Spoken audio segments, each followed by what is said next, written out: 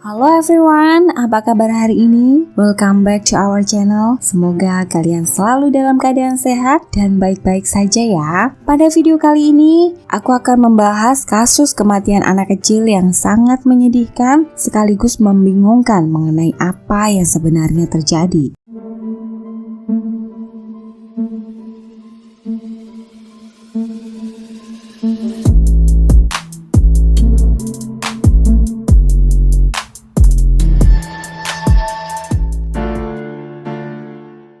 Kasus ini terjadi di sebuah kota yang bernama Esto, negara bagian Florida, Amerika Serikat pada tahun 2007. Esto adalah kota yang sangat kecil dengan jumlah penduduk kurang lebih sekitar 400 orang saja. Di sana tinggal seorang single parent yang bernama Amanda Lewis dengan kedua anaknya, Andriana dan AJ, masing-masing berusia 7 dan 6 tahun. Amanda yang harus menghidupi keluarganya sendiri bekerja sebagai perawat. Dia kadang bekerja hingga larut malam dan meninggalkan kedua anaknya di rumah. Amanda tidak digambarkan sebagai ibu yang sayang kepada putrinya Andriana. Amanda sering mengeluh dan mengatakan bahwa Andriana adalah gadis kecil yang sangat nakal dan selalu berbuat ulah untuk mencari perhatian orang sekitarnya. Amanda sering memberitahu keluarga dan teman-temannya bahwa dia suka jengkel dan mengalami kesulitan menjalin hubungan dengan putrinya tersebut. Di sisi lain, Amanda juga suka memuji AJ yang digambarkan sebagai anak kecil yang sopan dan penurut, yang memiliki sifat berlawanan dengan kakak perempuannya. Orang-orang terdekatnya tahu bahwa Amanda lebih menyayangi AJ dibanding dengan Andriana. Pada tanggal 18